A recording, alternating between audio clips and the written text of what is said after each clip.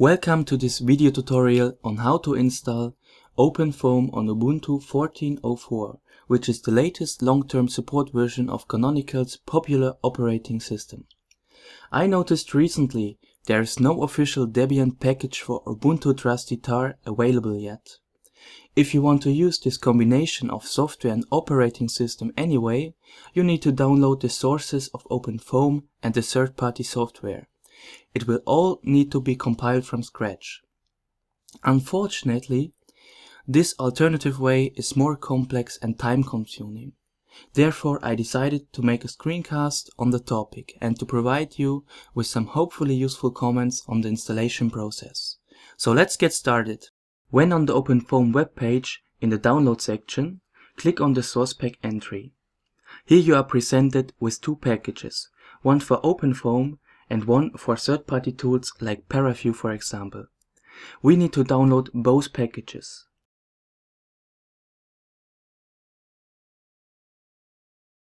While the download is running, we can install some tools which are necessary for building the sources. Luckily, they are all provided within the official Ubuntu repository.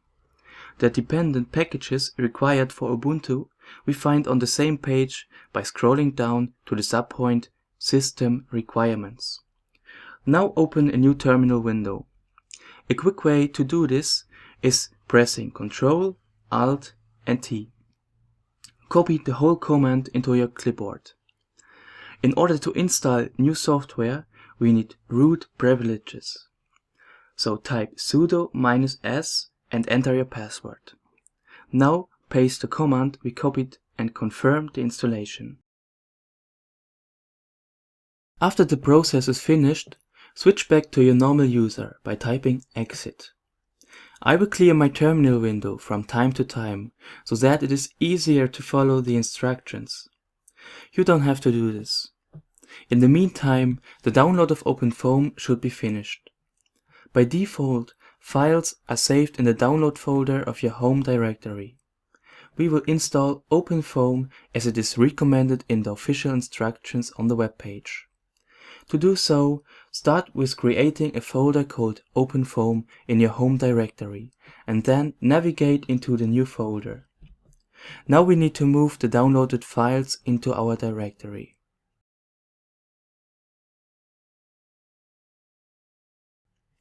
The file extension tgz indicates that we have a so-called tarball with additional zip compression. To extract the archive, we use tar with the options X for extract, Z for zip compression and F to specify the file we want to extract. Do the same with the second archive. The packages are not needed anymore, so we can remove them. In the next step, we will set the environment variables for OpenFOAM. First, navigate back to the home directory and open the .bashrc file with the text editor of your choice. OpenFOAM provides an extra bashrc file, which we have to source. The line that is necessary to include can be copied from the OpenFOAM webpage.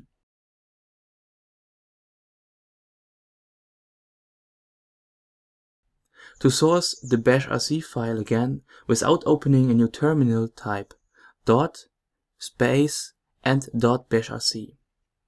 Now we should have the OpenFOAM environment variables available.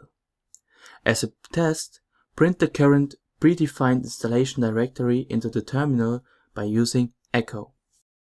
Here comes an optional tip, which I found in the OpenFOAM wiki.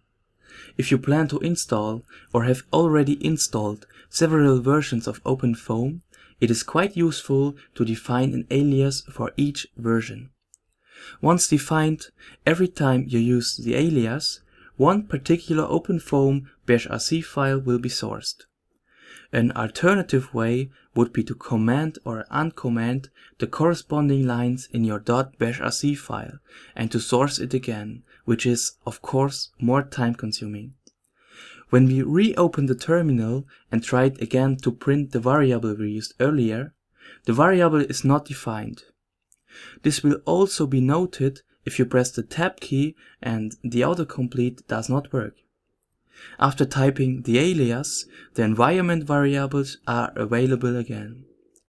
I'm undoing these changes, as I'm only using one version of OpenFOAM.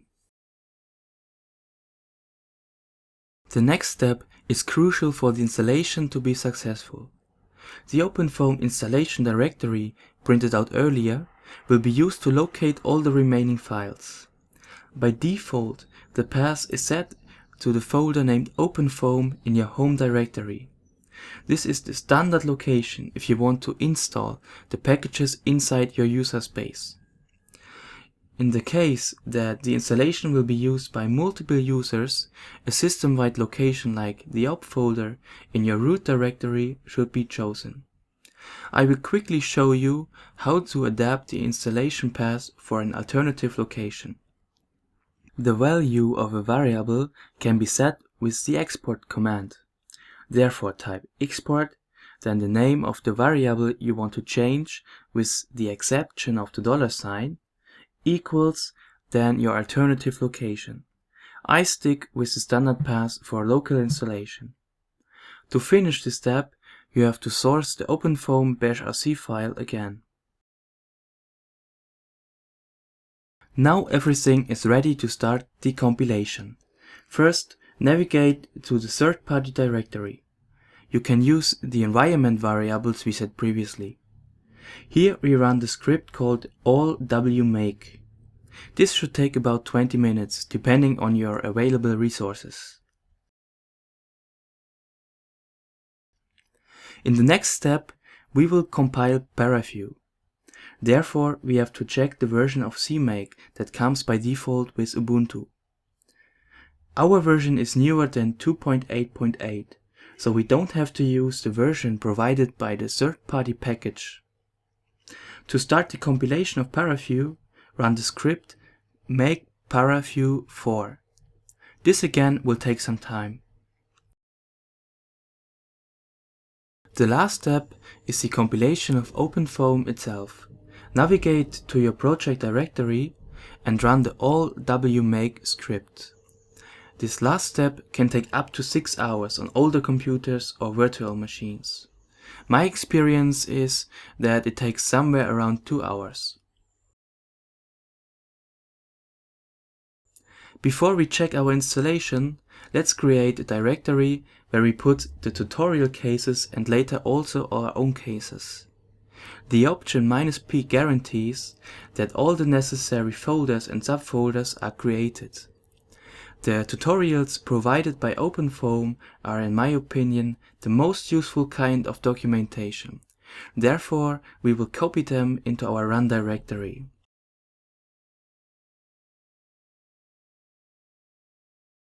Now let's test our installation. First, we make use of the Foam installation test tool, which comes within OpenFOAM. It is useful to save the output in a log file in case errors are detected. Display the log file to see if everything went well. As you see in my case, base configuration and critical system are found out to be okay. Now let's run a tutorial. I chose the case called motorbike because it won't only test the solver but also the functionality for decomposition and parallel runs.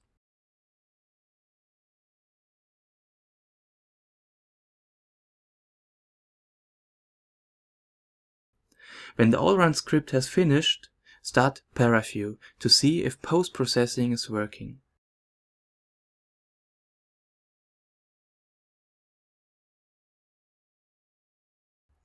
You can play around with all the buttons and checkboxes that are available.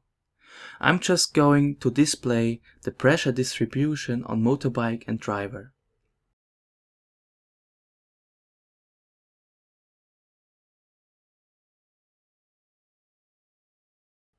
Well, that concludes this video, and I hope you found it useful. If you have any questions or any additional advice in response to this tutorial, feel free to post in the comment section. Until next time, thanks for watching.